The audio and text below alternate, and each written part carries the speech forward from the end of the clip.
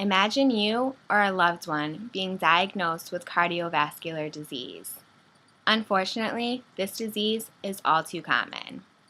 According to the American Heart Association, 2,300 Americans die every day from cardiovascular disease. That's one person every 38 seconds. In fact, cardiovascular disease is the leading cause of death in men and women in the United States.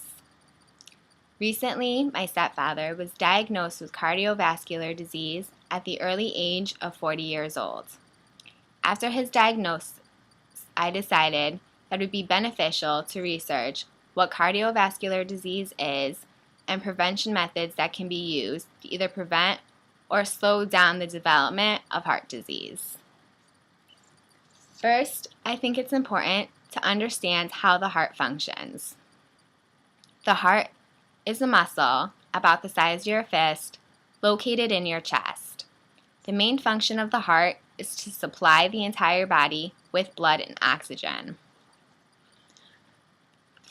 This is a picture from the National Heart, Lung, and Blood Institute that I'm going to use to help illustrate how blood is supplied through the heart to the entire body. The heart is made up of 4 chambers: the right and the left atrium, and the right and the left ventricle. The process begins on the right side of the heart. Deoxygenated blood enters through the superior vena cava and into the right atrium. It then travels through the tricuspid valve into the right ventricle. After the right ventricle fills with blood, the blood then leaves the heart through the pulmonary artery and goes into the lungs, where it then becomes oxygenated. Oxygenated blood then travels back into the heart through the left pulmonary veins and enters the left atrium.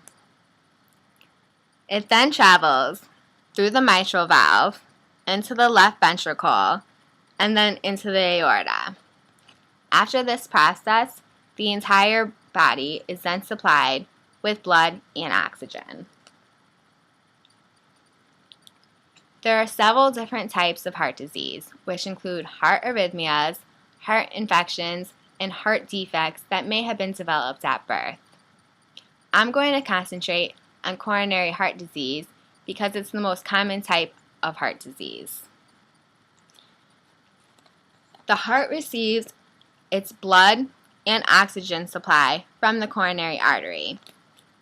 This is another picture from the National Heart, Lung, and Blood Institute that shows what happens when the coronary artery becomes blocked with cholesterol or other fatty substances.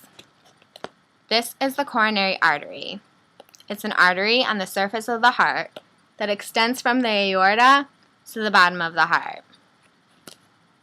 When the coronary artery becomes blocked with cholesterol or fatty substances, it becomes extremely hard for oxygen and blood to pass through the artery and give the heart the oxygen and blood it needs to function properly. It may also start to form blood clots. If a blood clot forms, this can completely block blood flow into the heart. When this happens, this results in a heart attack.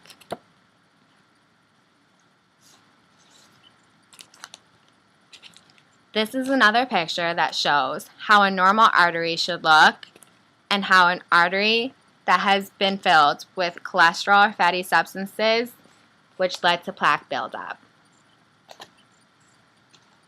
Although this disease results in death often, there are prevention methods that can be used in order to prevent cardiovascular disease or to slow it down. One of the biggest risk factors in developing cardiovascular disease is smoking, especially smoking cigarettes. Cigarettes contain nicotine, which can increase an individual's blood pressure. They also contain carbon monoxide, which reduces oxygen flow in arteries and veins. An individual who smokes is much more likely to develop plaque buildup in their arteries, heart arrhythmias, and to suffer from heart failure. Quitting can be extremely difficult though, and the Cancer Society is very aware of this.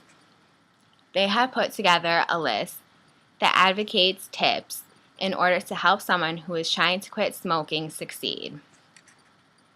One tip they offered was instead of putting a cigarette in your mouth, you can choose to put something else in your mouth. This may sound silly, but oftentimes smoking is an oral fixation. Instead of smoking a cigarette, you can try things like chewing gum or sucking on a piece of candy in order to subside the craving for smoking a cigarette. You can also choose foods that don't make you crave smoking cigarettes. Oftentimes, liquids like coffee and alcohol make someone who smokes cigarettes more likely to crave a cigarette. Oftentimes, people who drink coffee are more likely to smoke cigarettes because the two cause a synergistic effect. Instead of drinking liquids like coffee and alcohol, you can try drinking liquids like juices and waters, which may also subside the craving to smoke cigarettes. It's also important to stay away from places and people that you associate with smoking. Like smoking, diet also plays a huge role in developing cardiovascular disease. A diet that is high in fats, sodium, and cholesterol, which is usually obtained through unhealthy diet, can lead to cardiovascular disease. When there is too much cholesterol in your body, it begins to build up in the walls of the arteries. According to the National Heart, Lung, and Blood Institute, there are two types of cholesterol. LDL is considered bad cholesterol because it contributes to the buildup of cholesterol in your arteries. HDL is actually a good type of cholesterol because it can help prevent the buildup of cholesterol in the bodies. Triglycerides are often found in foods as well, and they can also lead to fatty acid buildup in the arteries. Eating healthy, of course, can help prevent all of this. According to Mayo Clinic, eating vegetables can help prevent cardiovascular disease. They are low in calories and provide a source of vitamins and minerals. Grains are also a good source to prevent cardiovascular disease because they contain a lot of fiber and they can regulate blood pressure. Certain foods like flax seeds and omega-3s can also reduce cholesterol from building up in the arteries. Portion control is also a very important thing to watch. Oftentimes when individuals go out to eat, the serving sizes at restaurants are much more than a person should be eating. This can be helped by not eating your entire meal, and it can also be helped by, instead of eating at restaurants, you can eat at home and measure out your portions.